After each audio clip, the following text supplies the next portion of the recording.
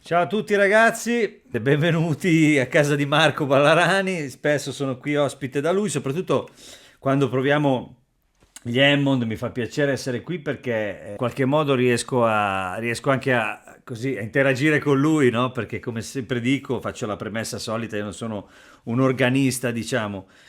Suono l'Hammond da tanti anni in molti contesti, diciamo non situazioni di band, ecco, dove magari è in primo piano, un po' blues, un po' funk, così, ma non è, certo, non sono, capito, il jazzista, quello là che mette le mani e la sa lunga, ecco. Quindi, insomma, cerco di farvi sentire come suona, com'è la storia, rispetto ai miei, chiaramente, canoni, no? E la mia esperienza, che non è quella lì, diciamo, però può essere interessante, nel senso che nel mio piccolo magari ho così mi sono fatto un'idea di quello che può essere poi l'efficacia, che vi dico sempre, di uno strumento all'interno di una situazione di suoneria, come diciamo noi, insomma, di band, dove un po' in qualche modo devi venire fuori, farti sentire.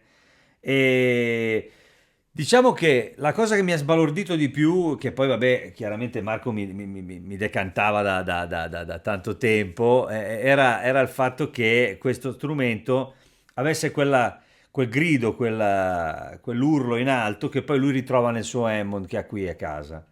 Ed effettivamente rispetto a molti altri cloni, diciamo che il bilanciamento della parte in alto, dove molto spesso nei cloni quando si va su si sente così la mancanza magari di quell'aggressività, quella media pungente che ha l'Hammond normalmente, che in questo caso si trova. Ora, qui bisogna fare una premessa ulteriore, cioè, poi voi direte, sì, suona e non rompere le balle. Lo so, però è anche vero che qualcosa devo dire perché se no suono e basta.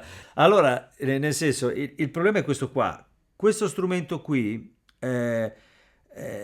questa cosa qui che noi siamo abituati a sentire negli strumenti, cioè il fatto che uno strumento ci richiami, lo dico tutte le volte, ma lo dico anche stavolta per chi magari è nuovo del canale, quello che noi siamo abituati a sentire dell'Hammond è il risultato di una registrazione, il risultato di un contesto, no? Di registrazione, contesto musicale.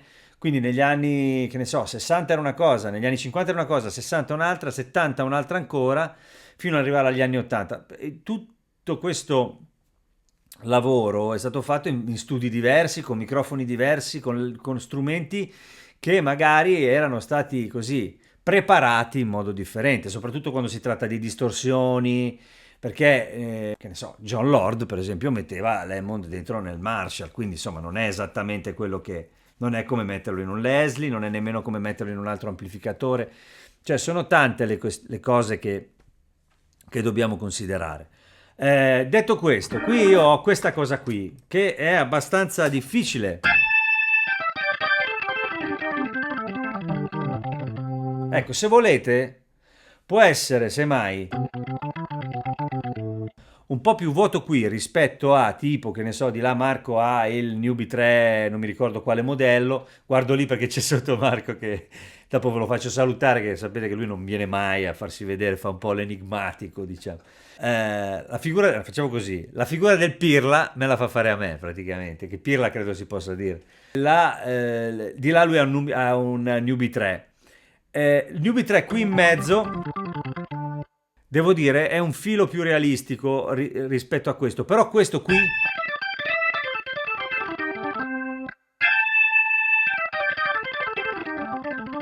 Ecco, qui sentite che si... Oh, però qua è... Sentite anche con l'espressione... Cioè... Quindi ha questa... L'unica cosa che è veramente incisiva è che c'è un attacco tale per cui tu puoi davvero...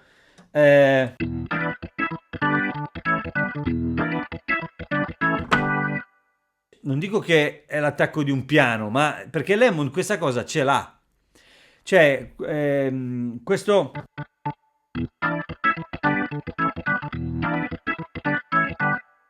Non so come spiegarmi.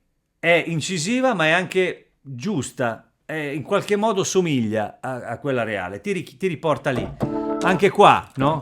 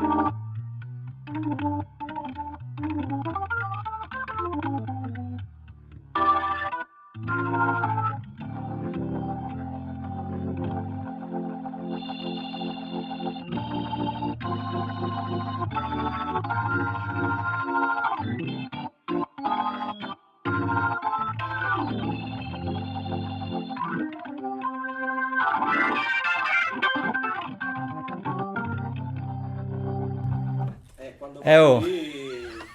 Spinge, eh.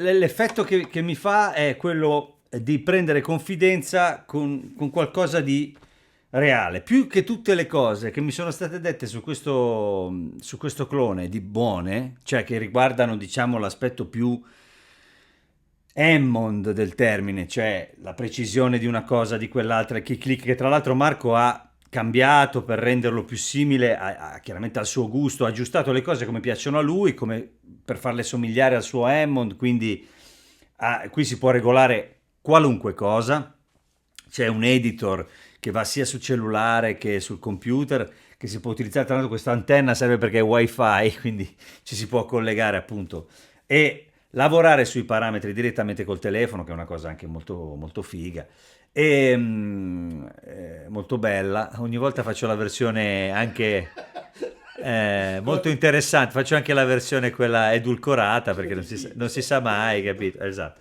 Comunque, tutte queste cose si possono aggiustare. Addirittura c'è gente in Giappone che si clona il suo Hammond, ci vogliono 70 anni, però lo fai, cioè nel senso ti metti lì a fare un lavoro micidiale per poi avere l'Hammond come lo vuoi tu, cioè nel senso qui si può lavorare nel profondo, però questo è come ti arriva con qualche piccolissima cosa che Marco ha fatto perché interessava, no? Però non so come dire, io ho la sensazione generale che questo strumento abbia... Scusate. Abbia questa opportunità, quindi un po' più jazz.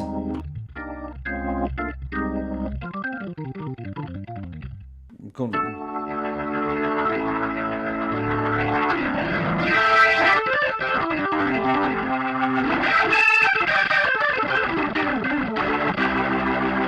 Questa prepotenza qui è una roba che dopo ci devi fare la mano, però sai di avere a disposizione questa cosa qua. E questa cosa qui è fondamentale perché in realtà è quella che poi molto spesso non trovi quando suoni un Hammond che non è un Hammond.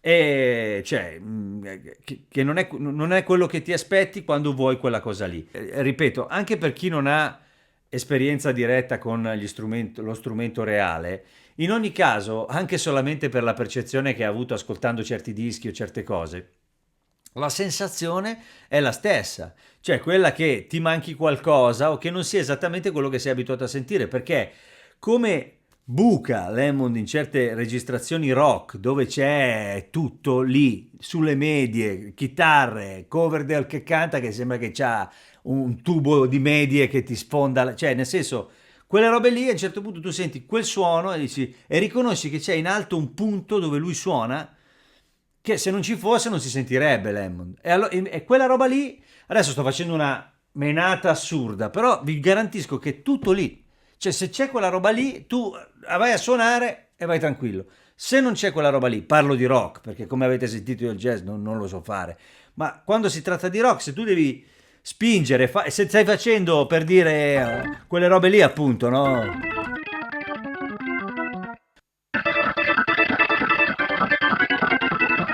Tutti questi giochini qua così, queste cose qua, se le fai con questo suono, tu non c'è bisogno che tieni a cannone tutto quanto, si sente lo stesso. E allora puoi scegliere di farle magari con un suono piuttosto che stare sempre così.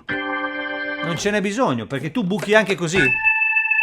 Qui sono con un 888 che questa cosa qua è la cosa dell'Hammond è quella lì. Cioè tu vai su.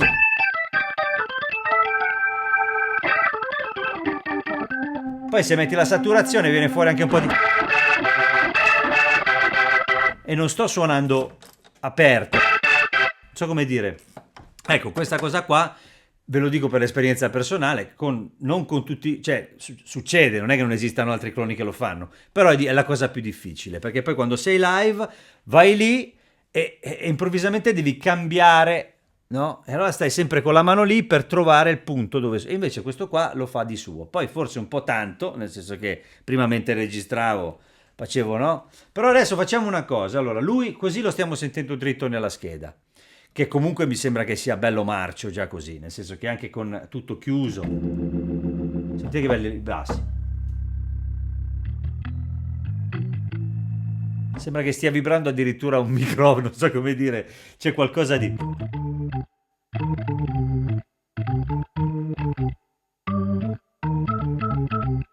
È bello, eh?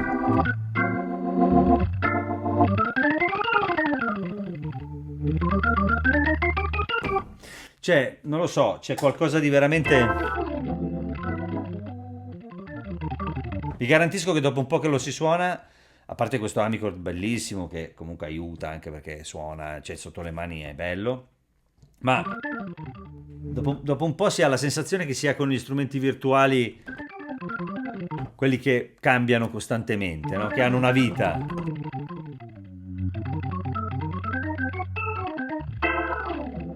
Ecco il discorso di prima del disco, no?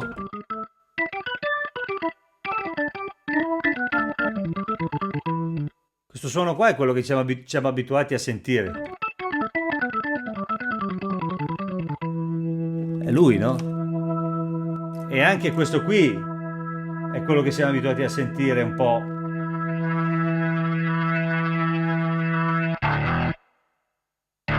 Non vado avanti, ma nel senso...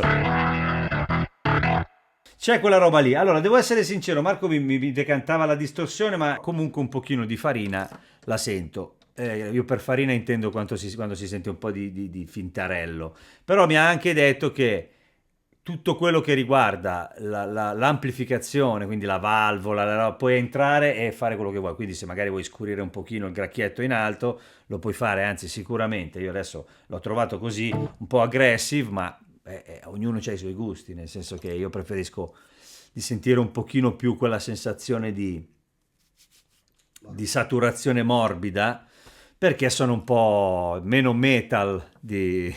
Infatti sopra di lui è bellissimo perché ci sono prima i Beatles, c'è la copertina di Abbey Road, sopra ancora ci sono gli Iron Maiden chiaramente, quindi Live After Death, e quindi vabbè E più insomma. in alto?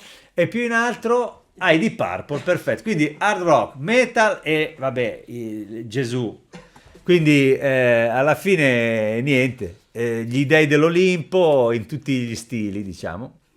Poi la Cemmuga, adesso non vi sto a fare, non ne faccio l'arredatore della situazione, però era per dire che io sono un po' più, per gusto personale, sono un po' più bluesy come andazzo, quindi preferisco una saturazione leggermente più rotonda, ecco. Adesso facciamo un tentativo, proviamo, questo è quello che si sente ed è già molto realistico. Tra l'altro, ultima cosa prima di partire, percussioni meravigliose.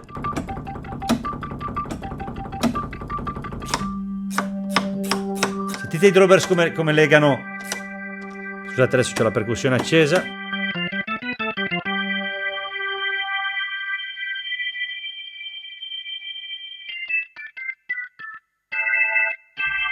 Cioè si capisce tutto sempre.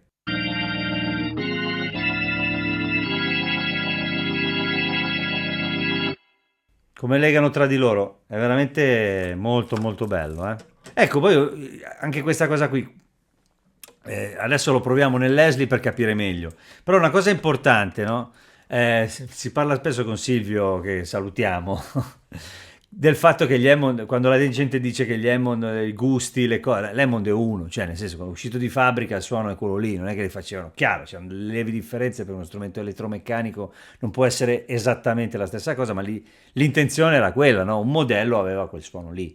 Poi in realtà i cloni sono tutti diversi, quindi bisogna sapersi un po' gestire anche rispetto alle proprie esigenze, perché se tu devi fare del rock, devi fare del jazz, devi fare una via di mezzo o un po' di tutto, dipende, cambia. Forse è meglio fare delle scelte piuttosto che altre. Poi io vi faccio sentire le cose, faccio un po' il cretino, voi vi fate un'idea seria e, e scegliete cosa suonare, perché se ascoltate me, io vado in giro quello che trovo davanti suono, quindi poi alla fine mi faccio un'idea e ve la riporto. Ma non è che sono uno che quello che fa delle scelte oculari, convinta, anch'io sono come voi, cioè continuerei a cambiare, fare e disfare. Poi ci sono dei punti fermi che tengo per comodità, perché appunto accontentano le mie esigenze, diciamo. Ma questa cosa è una cosa che vale per chiunque, cioè se l'indecisione vi attanaglia, non vi preoccupate che questo vale per chiunque al mondo. Poi alla fine se bisogna lavorare si trova una soluzione per lavorare. Comunque adesso lo mettiamo nell'Esli, nel senso proprio lo mettiamo dentro... No, scherzo. Adesso perché questa cosa lo mettiamo nell'Esli, lo colleghiamo all'Esli e vediamo che cosa succede. Ci vediamo fra poco, ciao ciao ciao.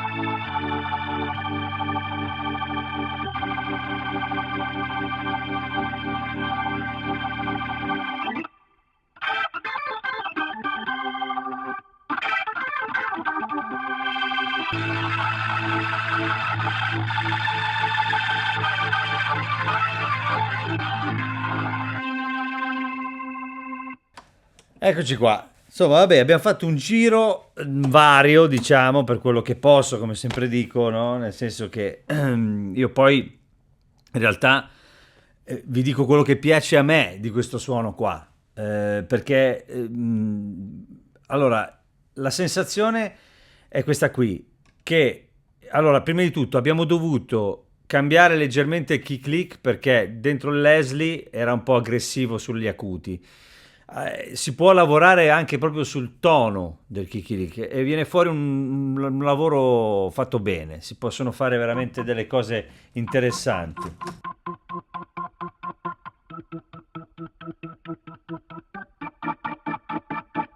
È molto bello. Allora, nel Leslie chiaramente, come si usa sempre dire, come col fritto, no? Cioè, nel senso, anche una ciabatta fritta è buona. Ma in realtà qui siamo di fronte a una cosa che soprattutto... Allora, mettiamo le due condizioni più classiche, diciamo. Allora, così è pulito, senza... Lui non sta saturando. Quindi abbiamo... Questa è la saturazione del preamplificatore. Ecco, sentite il discorso che vi facevo prima. Scusate il microfono, l'ho sposto un filo.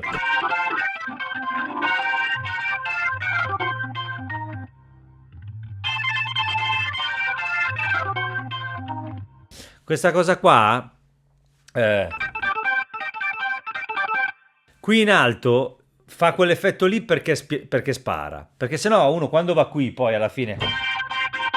Se è più debole di così, proprio non è equilibrato col resto. Ecco, è un po' questo il discorso che vi volevo fare prima. Nel Leslie si sente ancora di più perché la sensazione è ancora più vicina al vero e di conseguenza fa...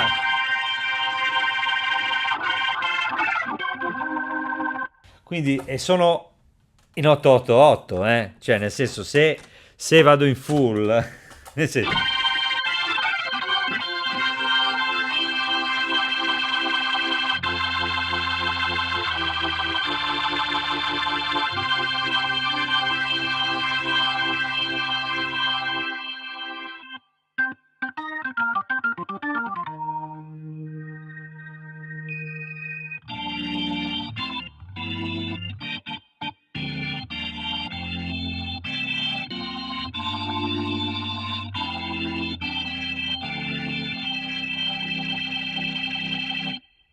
Cioè, nel senso, a me sembra che ci sia veramente un'aderenza notevole. E poi,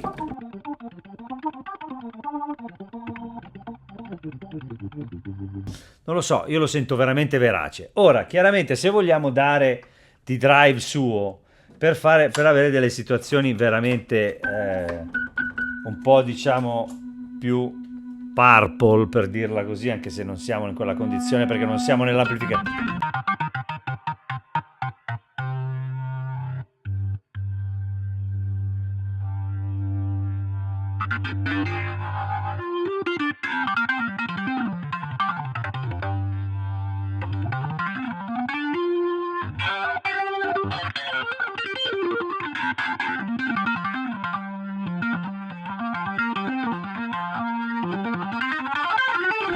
Questa è proprio quella roba lì.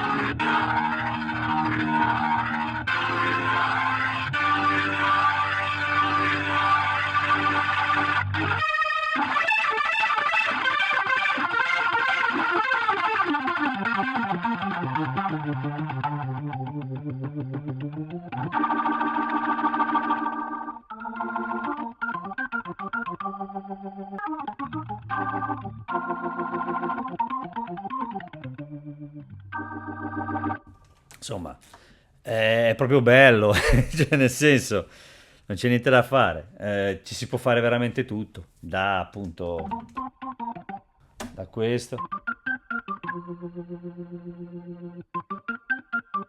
Sentite che anche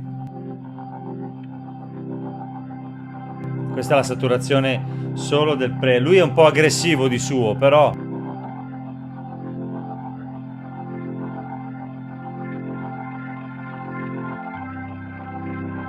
se siete un po', diciamo, rock oriented, come dicono i pirla come me, secondo me questo qui fa abbastanza al caso vostro, perché io adesso non sto saturando.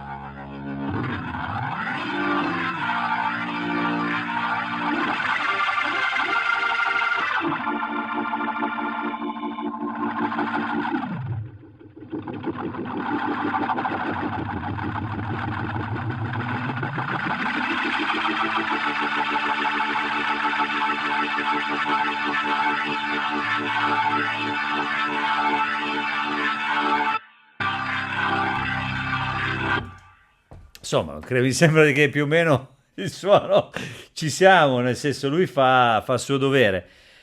Allora, prima parlavamo con Marco del fatto che questo nuovo aggiornamento mette a disposizione un sacco di parametri in più. Chiaramente lui, il produttore di questo arnese infernale che è l'HX3, ha fatto un lavoro davvero pazzesco e quindi adesso si può entrare nel dettaglio. Il fatto che si possa entrare nel dettaglio chiaramente ha cambiato un pochino il sound a cui lui era abituato, quindi mi diceva ma adesso sento una cosa un po' diversa dall'altra, però in linea generale io che invece sono arrivato oggi ed è la prima volta che lo provo dopo tanto tempo perché l'ho provato tanto tempo fa, mi sto rendendo conto proprio della qualità pazzesca che c'è e quindi io vi consiglio comunque di considerarlo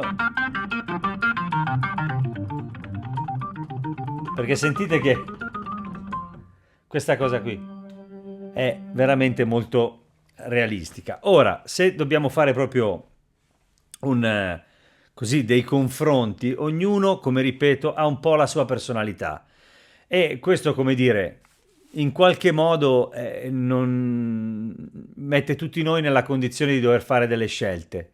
Se volete un suono eh, che spinga, che abbia veramente quella cosa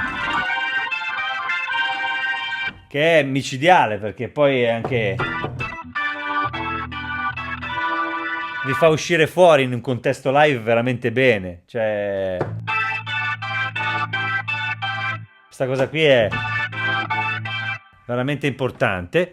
Allora questo potrebbe essere quello che fa il caso vostro. Se invece cercate un altro tipo di discorso, magari potete trovare in giro delle cose più morbide.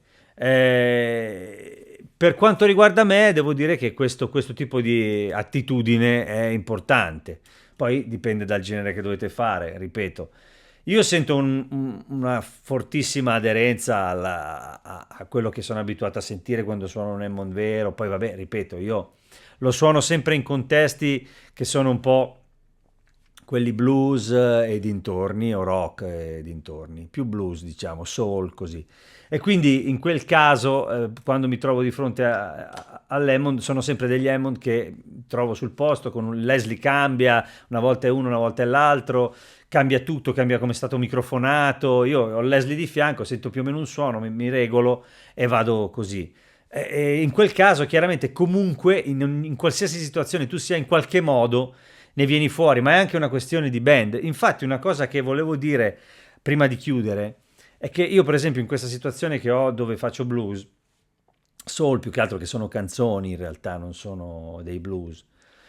Sono canzoni di derivazione soul e quando facciamo quelle cose in quei contesti, anche quando usiamo la nostra strumentazione, io ho sempre con me un amplificatore, che in quel caso è un ampli per basso, dentro il quale entro, purtroppo devo un po' fare un compromesso ed entrare con tutto quello che utilizzo, quindi anche pianoforte e compagnia, perché chiaramente in quel caso devo sentire tutto uscire da lì, ma è una cosa che ci aiuta nel locale, perché sono di tutte le dimensioni i locali che facciamo, o anche all'aperto, così ci aiuta ad avere un balance nostro. Questa qui è una cosa che magari uno dice, vabbè, ma tanto c'ho il monitor, però non è la stessa cosa, anche se si sacrifica magari la stereofonia, alcune cose, no? Si va nel dettaglio, siamo d'accordo. Però quando si suona insieme c'è una fonte, come quella del chitarrista, il batterista lo senti dalla batteria, il bassista c'ha l'ampli, tu hai l'ampli, si trova un'amalgama che a volte aiuta. È lì che poi ho provato tanti cloni e mi sono reso conto del valore o meno. Non del valore o meno, ma anche dell'attitudine. Mi piacerebbe provare questo qui perché sono convinto che sia molto spinto. Ora, detto questo, io vi saluto, vi ringrazio Marco, ringrazio tutte le opportunità che ci sono qui quando facciamo queste prove, spero che sia stato utile per voi. Ripeto, io faccio quello che posso, nel senso che non mi addentro in cose che non mi appartengono, diciamo, però il suono l'avete sentito, se vi piace quello che faccio iscrivetevi al canale, andate sul mio sito www.maxkeys.com dove ci sono tutti i video ordinati per categorie, ho fatto tutto un lavoro, quindi andateci perché se no... Spero sia stato utile, ringrazio ancora Marco e niente, basta. Ci vediamo presto e arrivederci a tutti. Ciao ciao!